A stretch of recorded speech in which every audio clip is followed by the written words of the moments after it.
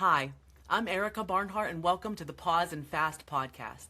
I've lost nearly 90 pounds with healthy eating and clean fasting, but more importantly, I have gained clarity, confidence, and control. Here, we talk about clean fasting, real self care, and choosing yourself just one pause at a time. Just a quick note, this podcast is for informational purposes and inspiration only, so always check with your healthcare provider. And with that being said, let's grab our cup of coffee or your water and we'll dive right in. Hi, I'm Erika Barnhart, and welcome to the Pause and Fast podcast. I'm here with my guest, Lisa Evers. Lisa is from Chatham, Ontario in Canada, and she is a 51-year-old former kindergarten teacher and now works casually in the Child and Family Services. Lisa also is an intermittent fasting coach, and you can find her with Freedom Through Fasting on Instagram and on Facebook. So, hi, Lisa. Thanks so much for coming and joining me today for a conversation. How are you doing? Great. Thanks for having me. This is so exciting. It is exciting. It's fun, isn't it? I love Yes, it is. talking to other fasters and getting to see them on video is so much fun. I know I have trouble finding them out in the wild sometimes, so I always appreciate when someone will come join me for a little bit to talk about it, right? That's funny. The out in the wild, I totally get that. There's just times where I feel like, do I say something? Or do I, because you never know how people are going to receive things or perceive things.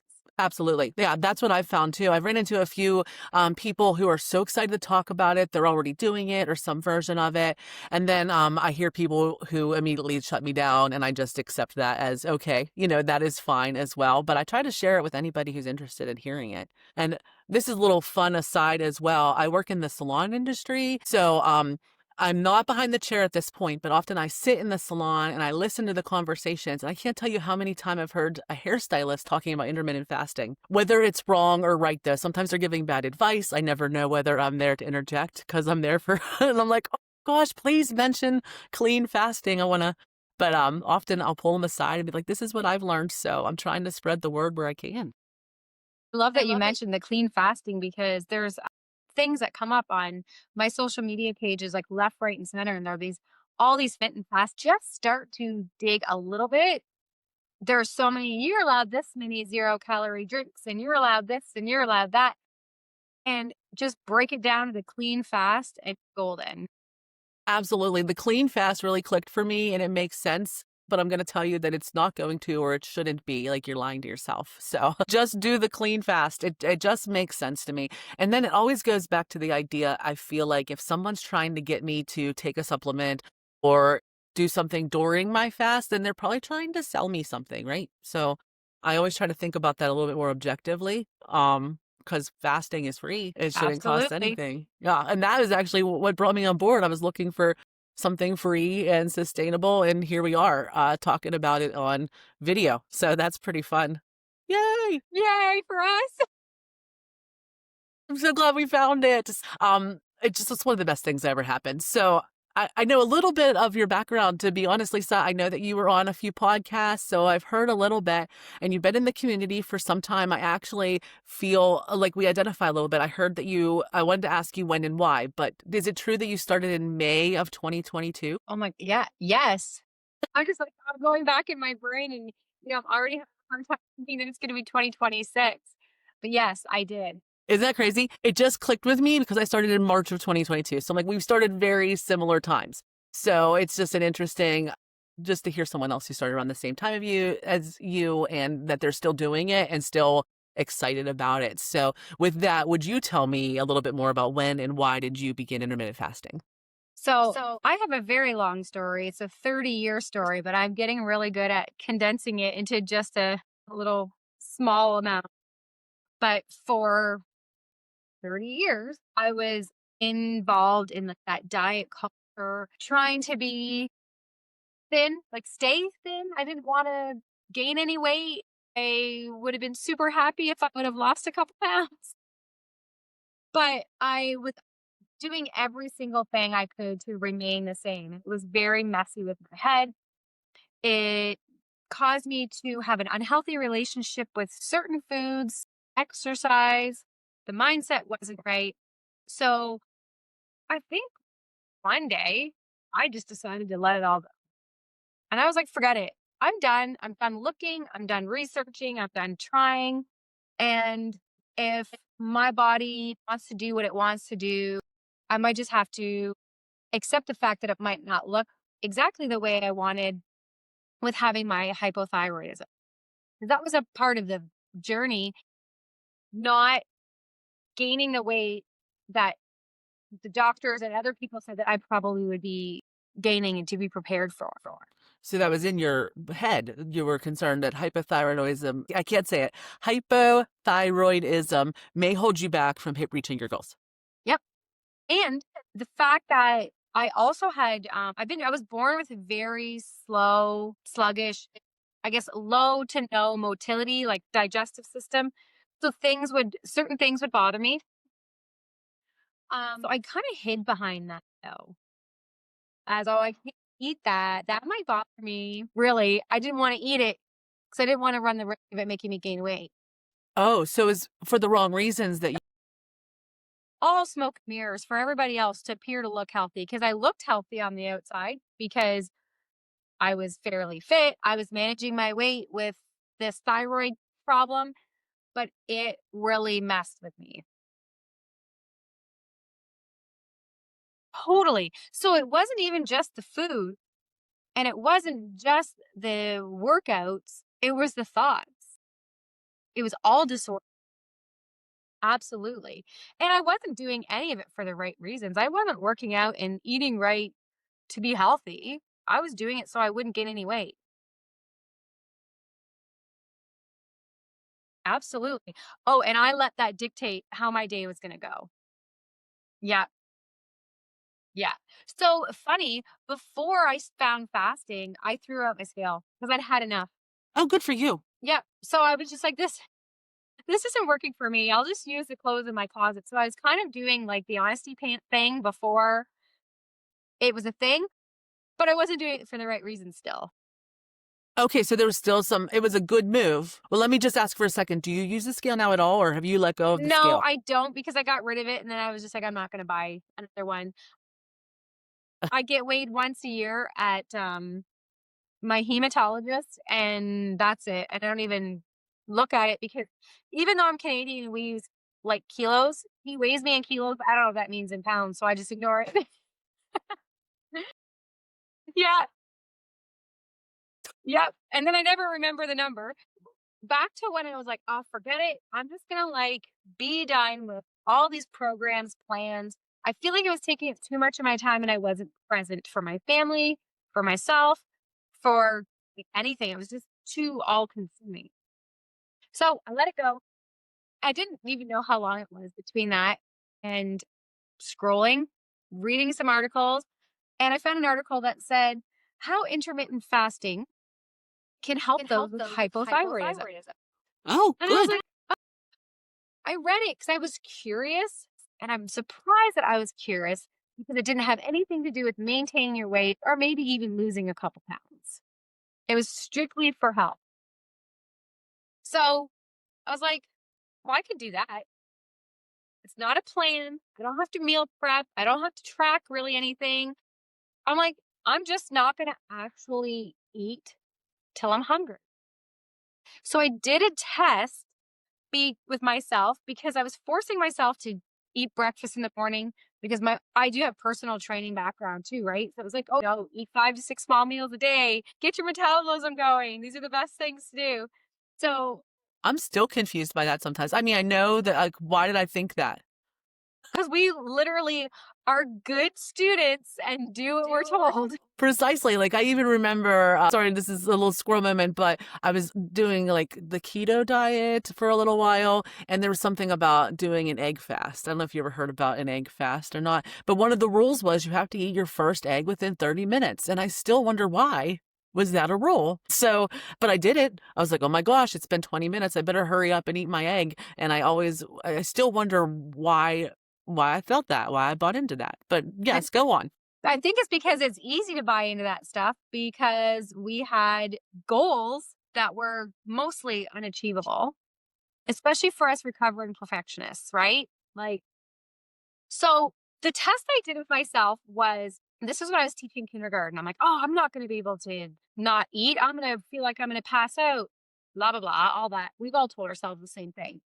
So I think it was Monday, Tuesday, Wednesday of one week, I had my favorite shake in the car. I had it on the way to work. That was my routine. And I was reasonably hungry by the time I was able to eat at 11:15. Monday, Tuesday, Wednesday. So Thursday, Friday, I only wanted to give myself a couple days at work feeling funny if I was going to feel funny. So Thursday, Friday, I didn't have that shake. I was still the same amount of hungry without it as I was with it. And I was fine. I didn't pass out. Pass out. You didn't faint. I did something similar my first time. I was actually at work and I was like, well, I'll probably be nicer to people at work than I may be to my family. So I tried it and I made it till noon and it was hard. But I knew in the back of my mind, I had said, I was like, I'm not going to pass out. Or if I feel like I'm going to pass out, like there's food everywhere. I could have some food. It's that easy. So, and it was, and then it became easier, even easier, right? And I felt safe doing that because I packed a lunch anyway. Right. Then when I started fasting, I had a couple days a week where I'm like, I'm not even packing a lunch and I'm going to do a longer fast because you start getting comfortable and you're feeling better. And the first day I did that, Brave. though, I was a little wigged out because I didn't even pack a lunch. I'm like, I have no choice. Yeah. Like, who am I? Yeah. Yeah. And the reason why I thought I for sure had no choice was because where I worked in this small town, all there were fast food, like little restaurants. And I was like, I'm not going to do that anyway. I was fine. Totally fine. And probably really proud of yourself too. It was almost like I made a promise to myself and I kept it and I made it. It didn't hurt. That was, for me, it was a feeling of accomplishment. Like I had achieved something, a goal. So it helped increase my confidence as well in myself. Total confidence booster.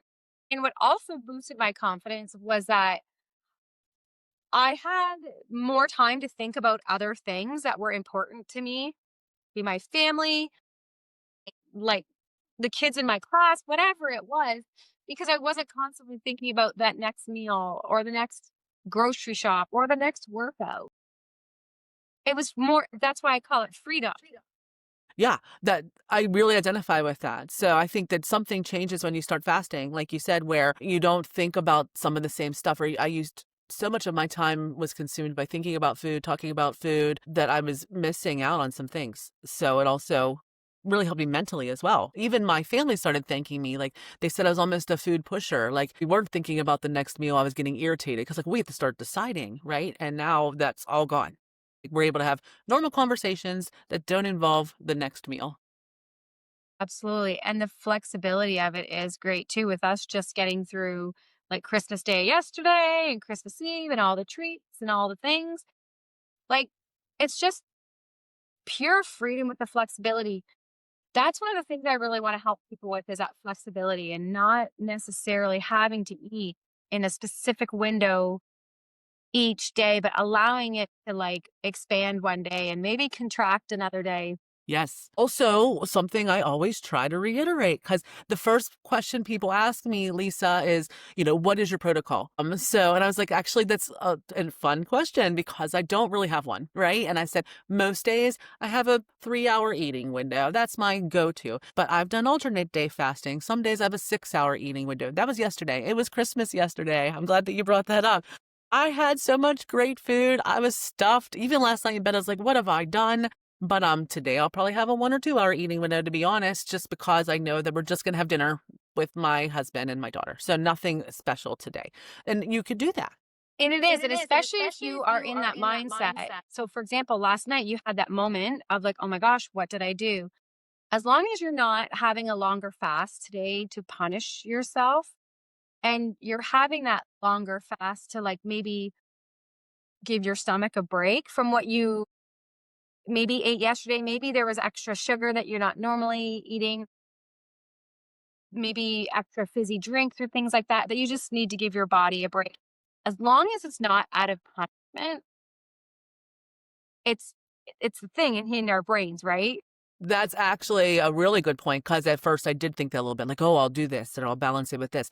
But no, I actually the day after like a holiday or something, I really try hard not to have a short window. I give myself a lot of permission because I did have more sugar than usual yesterday. I know today's fast will be a little hard. So I'm not going to have a really down day either. I'm just going to have a nice, healthy, nourishing meal. I'm going to eat less sugar so the fast is easier as the week goes on. But the day after a holiday like that is almost would be like torture, or mean to myself. Not torture, I could get through it, but, mean. But it is harder because of us having to burn through all the sugar. For some people, if there was alcohol, it takes longer. The fast is harder. The workout is harder. Like, let's say if you were working out the next day after having a higher amount of sugar, it's just harder. That's all. We can do hard things. Yes, we can do hard things. But it's not that hard compared to all the other stuff I went through for 30 years. That was No. torture. The torture, yeah, the little meals and counting and weighing and points and all of the things. Now it's just kind of like, oh, okay, today I'm going to just eat less sugar. That's my goal for today. And I'm going to own that moment, And if I need to have a 4-hour window or a 5-hour window, that's fine today. I'm just going to cut back on that sugar again because I did have a lot of sugar. It was a good day. But And today I'm having the sugar because Good for you. yesterday at my mom and dad's, I was full. So I brought my dessert that I did really want home. So I'm having it today. It just didn't happen yesterday. You're still having it. I'm still having it Absolutely. because I chose to bring it home because I actually wanted it. I have done that before as well. It's all about also learning your body's there's your hunger signals, and your satiety signals. Sorry, I was thinking of the words. That is something else I've learned as well. I almost have felt like I had to fit it all in. Even when I first started fasting, I'm like, oh, my window is closing and I still want this, cookie. And really the delay has become something I've embraced even more as I've become fasting a long time. Or even things like throwing away food if I don't really want it. It used to be really hard for me, when growing up in a family where every, leftovers really mattered, and they still do. We still utilize our leftovers, but sometimes it's okay to throw some things away too. Absolutely. Yeah. The thing too that I get met with sometimes, when I was telling you like how I found fasting and I did the test with breakfast, I have forced myself to eat breakfast for 25 years, maybe 30 years, because, it's a thing to do, best meal a day, blah, blah, blah, all the stuff. All the things. I started with that breakfast because that was something I was forcing. So therefore, not listening to my satiety signals and my hunger cues. I was doing it opposite way. I was forcing myself to eat because I thought I was supposed to versus making myself stop. When you feel the sigh, I knew those feelings already. A lot of times I get met with some people, they're like, well, I love breakfast. That is my jam. I said, you can still do that. Fasting is for everybody. Just the majority of people find it easier to delay the food and eat later in the day. It's just the way that it is. It doesn't mean that if you're not like the majority of people that you can't do this. You have an early eating window. Maybe you don't like eating at night. That's totally fine. You can still be an intermittent faster. Or make breakfast foods in your eating window. That's what I do a lot too. We love breakfast foods. And that's what I was going to ask you. For me personally, I have a lot of flex. I could do whatever. I like to be done eating a little early though, personally. My favorite window, I would say, is something like 2 to 5 or 6 at the latest. But I often we'll make breakfast, and it's a lot of fun. But what does your current fasting and eating schedule look like? What's a typical week for you, Lisa? So because I'm also super flexible, it could be anywhere, but I do have a favorite, and I don't always make it happen just because I do still have a child living at home, and we do like to eat our dinners together. I love to be done eating by 5:30, 6 o'clock, as like you. It's my favorite.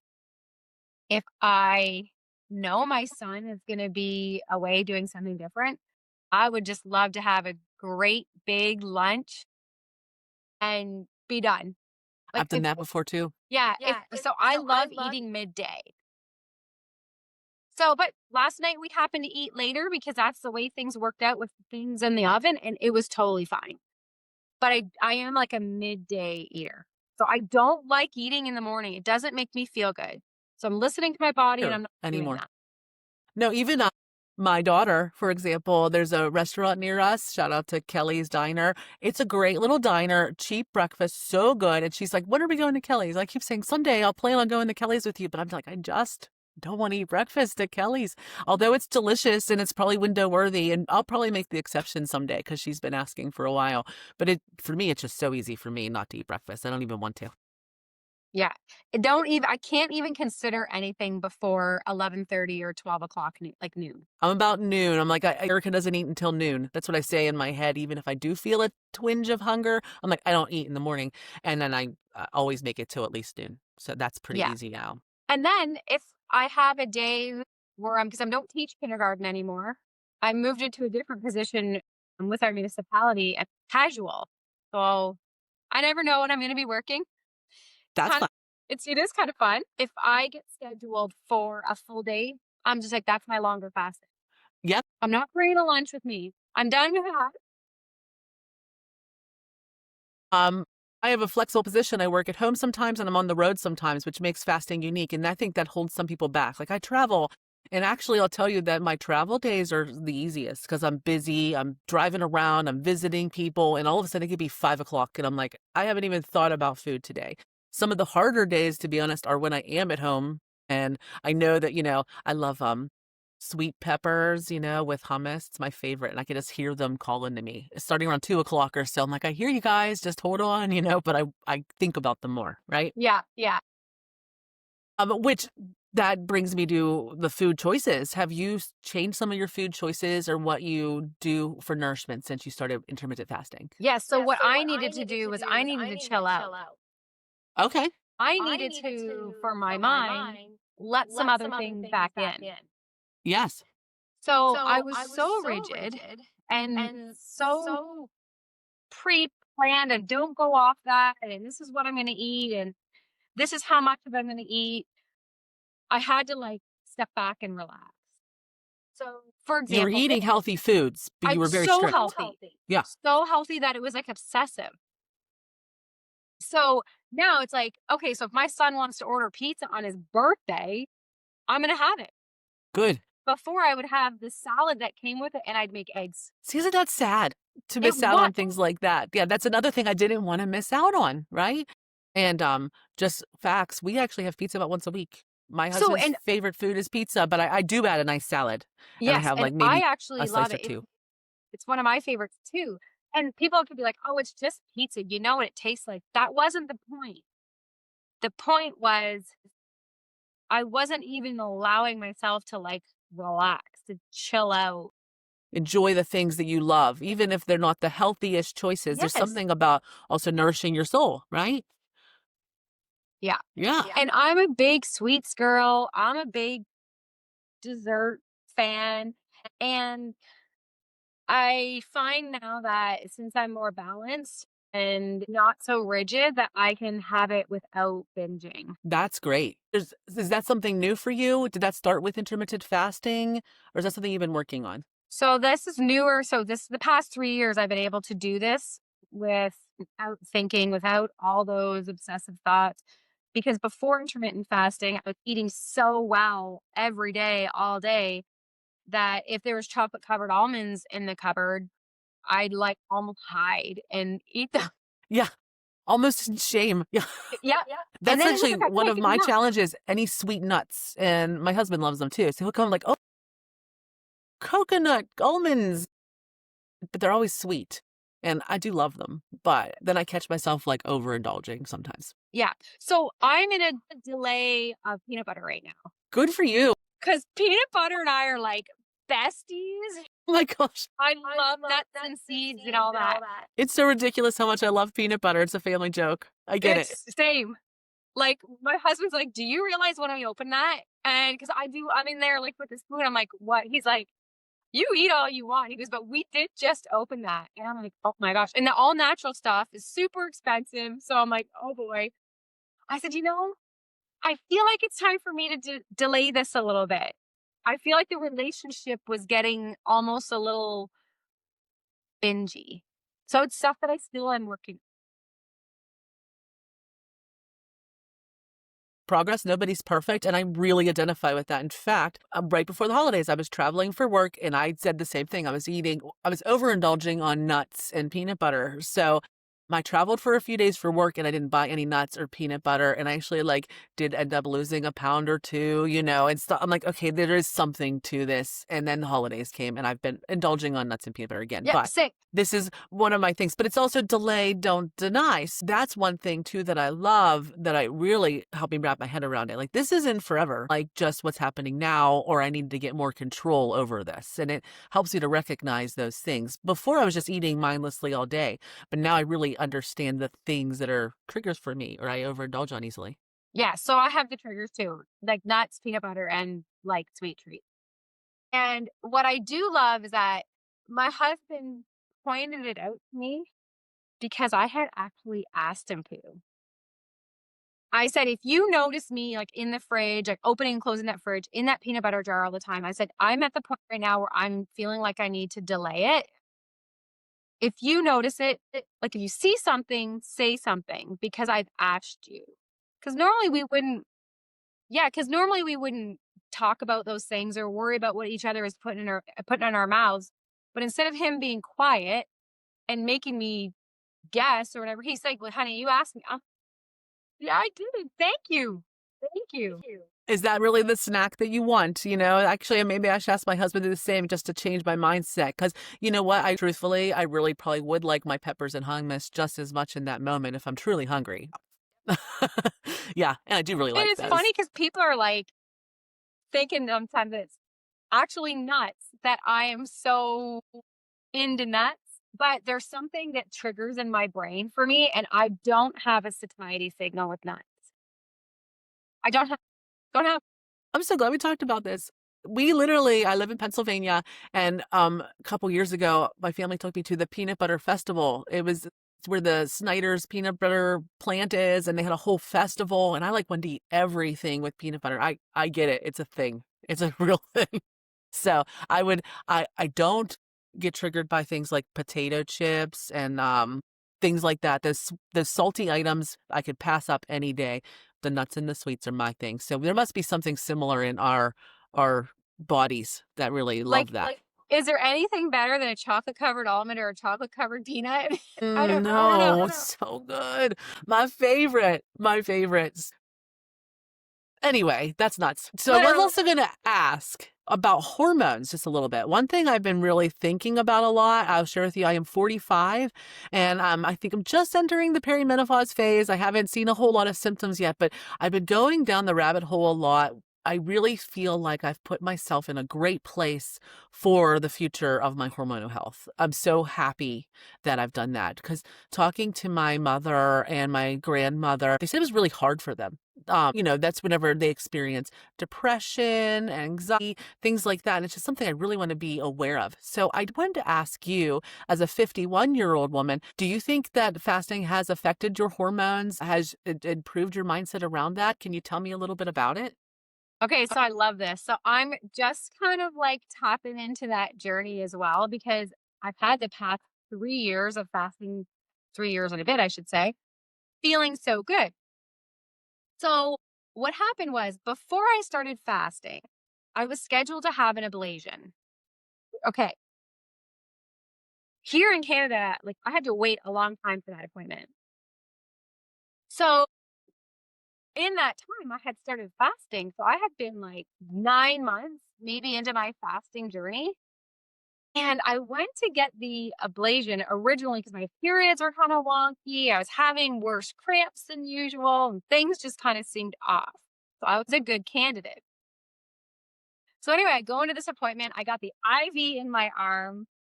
The OR room is ready for me. And I said to the nurse who's setting me up, I'm like, something doesn't feel right. She's like, what's the matter? I said, I feel too good to be getting this procedure. Oh, okay. And so you're that close. That close. That's close. And gown on and everything.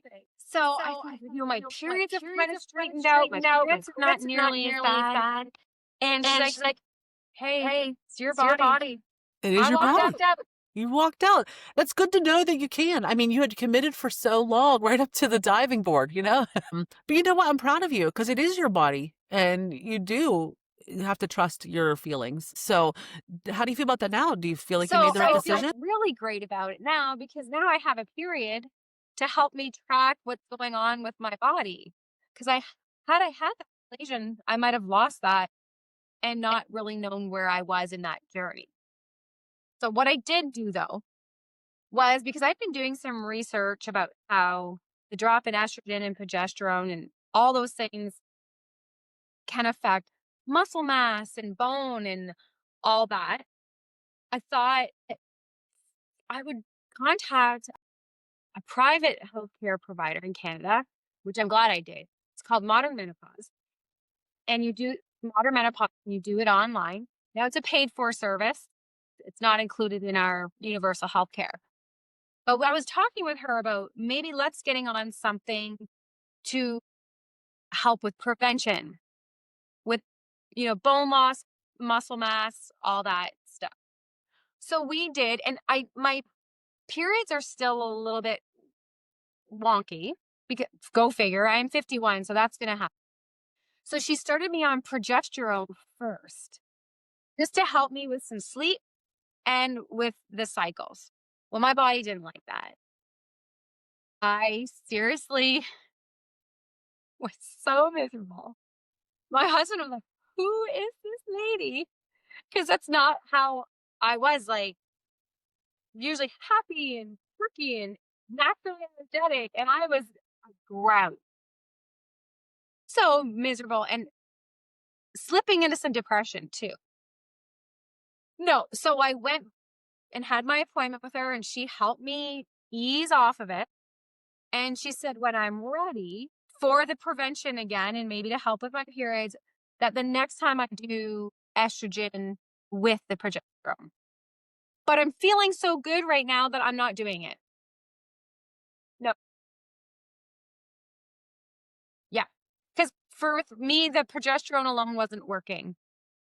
So the next step is the two of them, because I can't just take estrogen because I still have a uterus. And the way this healthcare provider does it is they only introduce one thing at a time, just because they want to keep in order, like, how your body's going to handle it. So she's like, yeah. So she's like, okay, we know that your body doesn't love progesterone alone. And And you knew that, in the back of your mind. so she's like, the next time, so I have it all here. I know how to start it. I know what to do. It's a patch, and the progesterone will be a pill. Interesting. So Yeah, that's yeah. something that, yeah, that's something I'm going to talk about in the future someday too, whenever I need it. So it's just good to know, though, for everybody listening, that there may be some experimentation that needs to go Yeah. on with what your body needs. There's just no And one rule. that's exactly it. It's that experimentation. So my main sign will be my sleep. That's when I'll know Sleep is that important. to start again. So, but right now I'm doing pretty okay. That's awesome. But I'm totally not opposed to it. Clearly, I'm not opposed to playing around with it to find what best suits my body. That's where I'm at too. You know, I know that whenever I first started fasting and you're so excited, you want to learn everything all at once. I did find a few influencers who said that maybe I had to change the way I was fasting because of my hormones, or because I'm a female. That scared me a little bit at first, right? So, but now I've realized that I can listen to my body and really figure out what's going on, and this has given me the power to do that. It was It one was more one thing more to thing to worry worry about about. to get me down that obsessive path that I had to fast a certain way around my period. If I just, yeah, if I just stopped and listened to my body, I would have done naturally what it needed to do. So maybe, I imagine that. So maybe closer to my period, I'm not going to have that one longer day if I got called into work. Maybe if it was closer to my period, I'd maybe think about making a lunch. I haven't had to, but it's the ability to choose is there, Absolutely. and listen to your body. I don't want to fast a certain way because some lady told me to, because my system's not the same as hers. Anyway, Right. And I started fasting because I wanted it to be easy. And all of a sudden there's all these lists and these rules. And I guess what really got me with some of those other ones is like they said to not fast during certain times. And I guess the message I try to get out to people is because they ask me, even for Christmas, like, do you stop fasting for the holidays? Like the answer is no. Like you said, flexibility in my window is what I own. I never stop fasting, even if I only have a 12-hour fast, which never happens. But if it did, Yeah, a you're 12-hour still an fast is intermittent still faster a no fast. matter what. Absolutely. There's never a time to quit or just because I'm a female. So I love that. And Yeah. most of my friends have agreed. Yes. And I've had a couple clients that go, oh, my fasting is a bit harder when I'm having my period. I'm like, if you're 18 hours in and you love to go 19 or 20, eat at 18. Your body's trying to tell you something That's in that exactly what I cycle. do. I have it's called the Clue app. So I downloaded that. It's free. I know when it's coming. And like we've said, inevitably I'll just look at it like, I'm really hungry today. I'm like, I know why, because it's coming tomorrow or something like that. I'm like, I'm just going to be kind to my body today, maybe have 2 meals if necessary and just move on. It just is what it is. And I also offer that advice in the work. Now, there's all these things that you can follow to work out your chest and your luteal phase, your follicular phase, and blah, blah, blah. All that. Good to know. That's the get for me.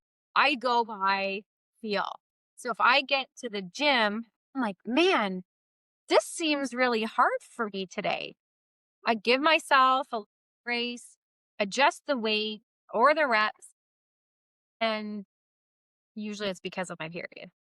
Absolutely. That's important to note as well. I've been looking a little bit more at doing some lifting and stuff. I'm looking at programs. Maybe we'll talk more offline, but I hadn't really considered about people really thinking about changing.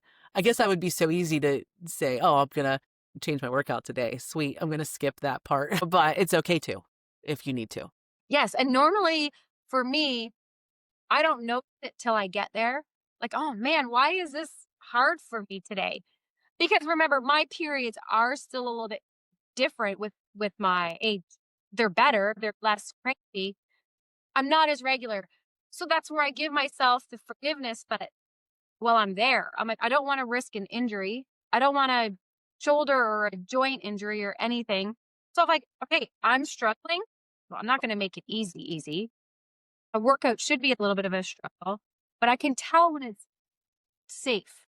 Maybe change the focus or Yes. something, or do something that you really enjoy doing if you need to just change it up a little bit. Or Yeah. maybe today is a walking day instead of a leg day Yep. or something. Yep. So I love that. I'm going to keep that in mind as I continue down my exercise pathway. I really love that. And that's big for me too, because my old habits and patterns where my workout wasn't good if it lasted, like it had to last an hour and I had to be sore the next day or the workout was like a write off.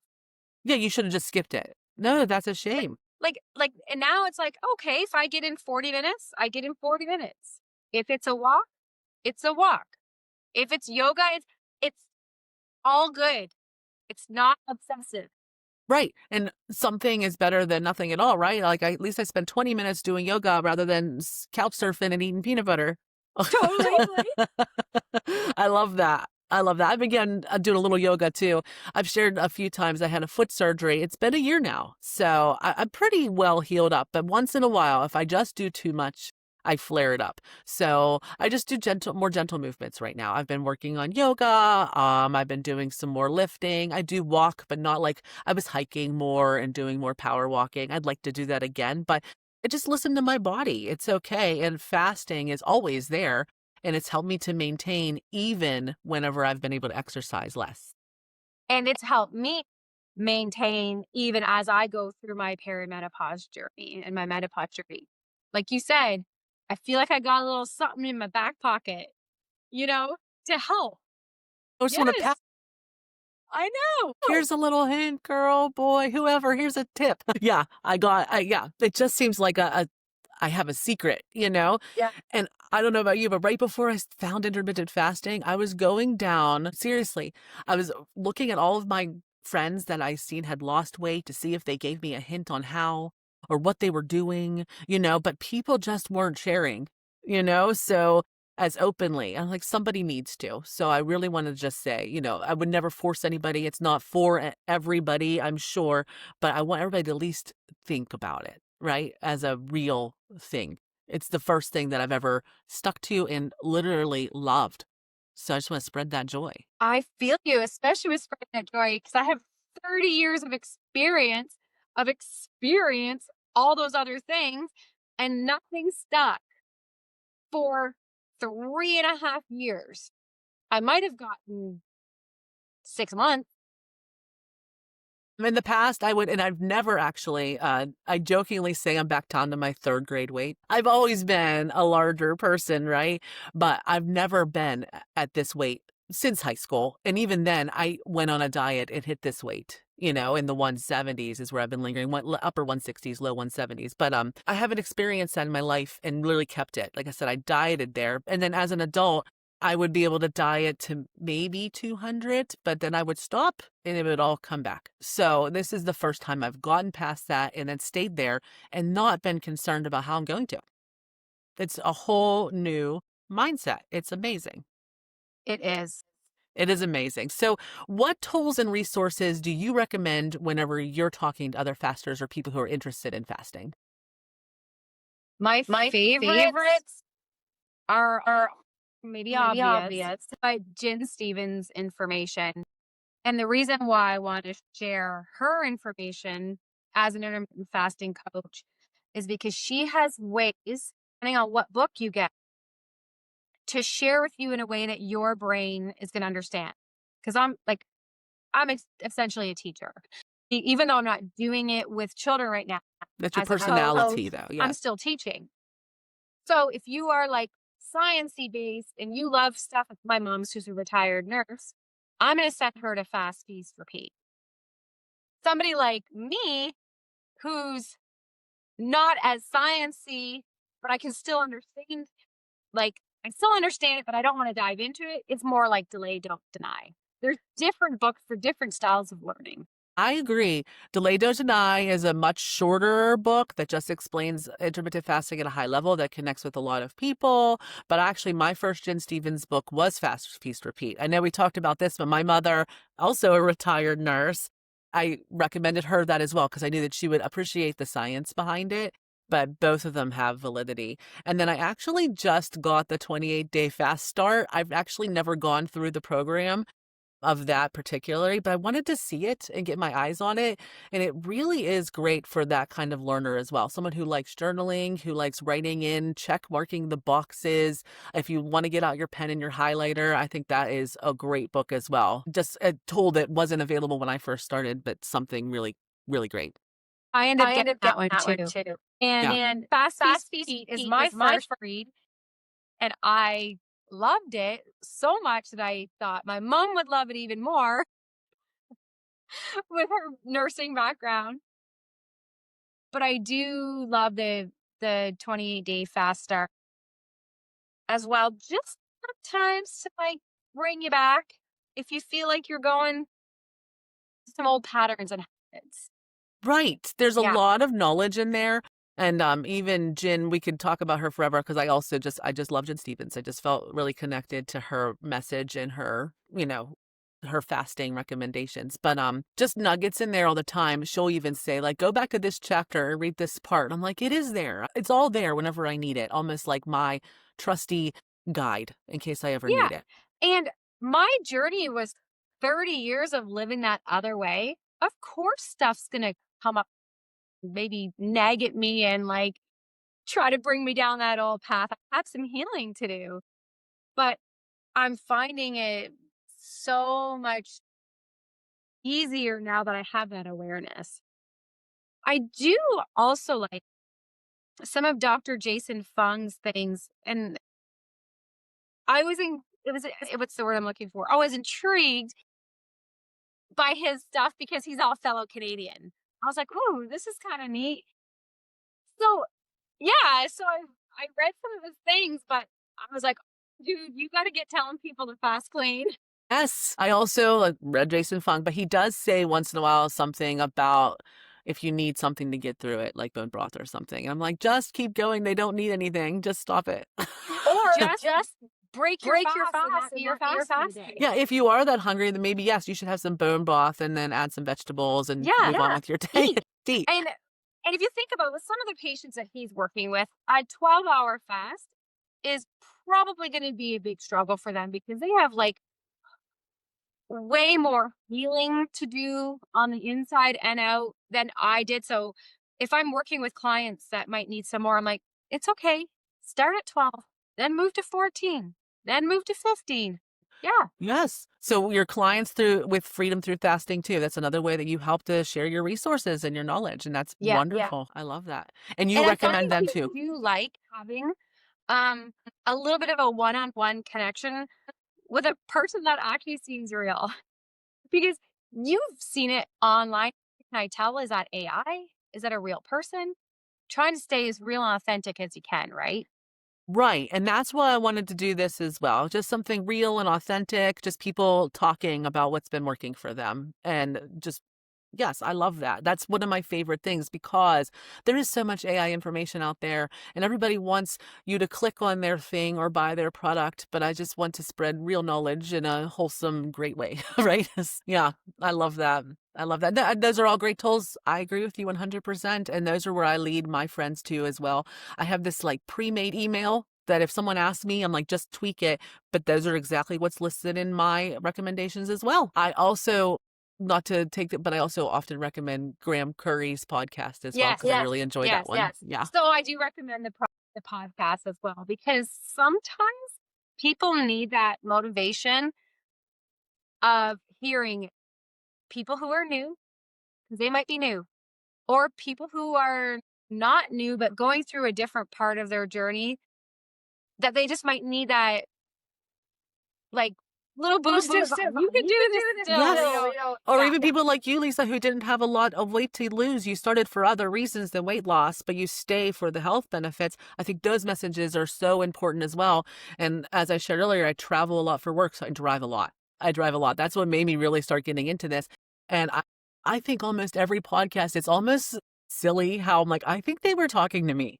Like, even if we don't have the same goals. Right. Even if we don't have the same goals, they will say something. I'm like, oh my gosh, this is just something I really needed to hear this week. Or that just happened to me too. I'm so glad that it validated that experience for me. Every person I've ever listened to, there's one thing I've taken away from their real experience. Yeah. Yeah. And so for me, I had a mental weight loss. Mine was mental weight loss, mindset. So this is what makes me feel good about working with people with all different goals. So yes, I didn't have to lose any weight technically. Well, I did, but in the brain. But I can help somebody who has physical weight that they want to lose because our mindsets are very similar. And I can help people with that. We all have some things to shed, right? Mm-hmm. And myself as well. I can really relate to that. The mental difference is just so clear and just feel, just like I said, more able to let things go, able to even approach people more confidently. There's just so many things that surprised me beyond weight loss. So did anything surprise you beyond weight loss? I know we've talked a little bit about that, but how are you doing with your hypothyroidism and your stomach issues and things like that? So at first, when I first started fasting and I was having good results in my labs with my thyroid, my goal was to all or nothing, get off that med. I'm okay now with not getting off the med. I'm on a lower dose, which is good. I had to adapt my goal for what my body really wanted to do. So if the doctor says, hey, at least your blood work's showing that you still need to be on this low dose, I'm good with that because I feel so good. That was that relief in that all or nothing. Is uncommon today, right? Yeah. So with the fact that I'm on less medication, that's fantastic. And I don't have to say, I want to get off it completely. It's helping me right now. If I need to get off it completely, I will if my labs are showing that I need to. So, but that's that mindset. It doesn't have to be either on it or off of it. I can be on the dose that's right for me it's the better dose for me now, and it's lower, so we're win-win. Absolutely. And you're doing other things to help your body as well. The medication is just a layer. And so many people, I think, just try to fix everything with medication instead of figuring out the other layers that could be fixed as well. Right, right. And I don't need to obsess about it. No, no, we don't need to obsess about anything. We have a nice life, thinking about our friends and our family. And you're having a grandbaby soon, right? That's one of my whys as well. I want to be a healthy grandma. I'm already making big plans for these grandbabies. I got to teach them how to hike and travel, and I got stuff to do, man. I can't be laying around. I'm so excited. And I'm so thankful that I'm able to be semi-retired because my daughter owns her own business. So when she has her baby, she won't be able to take a lot of time off because she doesn't work. She doesn't have her clients. So I'm like, hi, I'm here. I love that. Yeah. Yes. What a gift, right? For you and your daughter, you'll be able to get to know your grandchild really well and be able to spend time with them and keep up, Yeah. and see a healthiest version of you, which I'm also really excited about. Right? Absolutely. I love that. The grandbabies are the best. I know I have 2 right now and I'm a young grandma, but I love it so much. It's the best part. Well, my daughter got her travel system in and she got like this top of the line stroller, like nothing that I had when I was younger. And I'm like, did you buy that for you in your house or is that mostly for me? Because I'm the walker and the hiker or whatever. She's like, well, Mom, I did have you in mind when we bought it. Funny. That's funny. Good, right? Because you're going to be doing those things. Yeah, and it'll get used. I actually just told my kids too, I want, how they carry the babies on their person like a koala or something. I don't have one of those, but it's like, I need one that's good enough to hike in. So I think that they've been talking because the babies are coming, whether they want to or not, they're going to love it. Yeah, I think they'll want to. I don't think I've ever been so excited. It's so fun. It's just so fun. There's just something about, having a baby around again. I don't know about you, but it's been a little while for us. It's just my husband and I, and that's all great, but this just adds a whole new element of fun. It's funny that you say that about having a baby around again, because when I was working in kindergarten, they can be 3 when they start, they're 6 when they leave us. So now that I'm working with this different program, my main age group is 0 to 6. So I get more babies. So I'm getting warmed up. Yo, you're getting warmed up. You're getting all the practice in. Yeah. Yeah, good for you, Lisa. I'm excited to see that. I'll be following on your Facebook and Instagram to see if you post some pictures of that baby. I'm excited. I will. Absolutely. Absolutely. So that brings me to, what advice would you give someone who's just beginning intermittent fasting, or if they're considering starting it as a lifestyle? What advice would you give them? The advice I would give is to please try to release the notion that fasting is starving. Because it's not. You can do Yin's way of thinking: fast, feast, repeat, or fast, fuel, repeat, or eat, stop, eat. Whatever it is, you're still eating in there. We're not starved. It's not starving. I've been using the word time restricted eating a lot because people seem to identify with that a little bit better. It makes sense to them. Excuse me. Jen always says the word fasting can be a little scary to people because that all of a sudden sounds like intimidating, and it doesn't bother me. But my husband's little tip for people when they're talking is, instead of calling it intermittent fasting, it's to call it intermittent eating. Oh, I like that too. Because it's just flipped. It is. Right? It's just flipped. And another tip, it would be to please embrace that clean fast. It is so wild to see how many people will let coffee decide when it doesn't love coffee, doesn't love you the way that you love it. Like the cream and the sugar and the flavoring. It's really not that hard if you get your mind wrapped around it. Because it's just coffee. It's just coffee. It's such a simple thing. I know it sounds difficult. I've heard this from the horses' mouths before. They're like, I just can't get rid of my cream. I'm like, but you can, At first I was like, oh gosh, what am I doing? But by day 3, I actually really enjoyed it. And now it's my preference. And it's hard to believe. I tell people who really can't, okay, then you don't have to get rid of it. Just offer it before you open your window. Yeah, have something else. Have a glass of water. Yeah. Have some iced tea. Whatever you want. I've shared this a couple times too. My daughter is also a faster now, which is so much fun, but she's not a coffee drinker either. But she leaves every morning. She has a bottle of water in her hand to go to work, and she drinks a cup of coffee just once in a while, but it's not her daily. It's me. Even coffee or like black coffee or black tea on an empty stomach and me don't mix. They've never mixed. So I'm always walking around with my mug of hot water. And then if I want a tea, I'm going to have it in my window. I love the mug of hot water idea too. Yeah. That's something I learned whenever I started listening to Jen Stevens. That's something that she also recommended, and she calls it MT because it's like nothing is in it, literally. Yeah. I was like, all right, let me just try this. And there is something about just having a hot mug. I was like, that is part of the experience. This is actually really satisfying to me. And I've been doing it for 15 years just because I'm always cold in the morning. So that's my little hug in a mug, but it's just water. It's hug in a mug, but it's just hot water. Yeah. I never even considered it. I'm not going to lie to you, Lisa. I am a consumer, I guess. So I was always like, what can I add to it? But then all of a sudden, I'm just really embracing. I love water. I've always liked water, but now I feel yucky when I don't have water for a little while. Yeah. And I used to put like lemon in it or apple cider vinegar, but the fast. So I don't. Let's just move to water.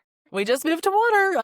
That it's funny how your mindset changes from what can I add to like what can I take away? You know, maybe I don't need anything at all. But I was always like, every challenge we had, like, oh, my knee hurts. I'm like researching like what kind of fruit should I eat for knee pain or whatever it is. Yeah. And then all of a sudden I'm like, well, maybe we should eat less instead of adding more things. So with that gave just so much more clarity and made things so much more simple. I love it. Yep. Simple's good. Simple is good. Keep it simple.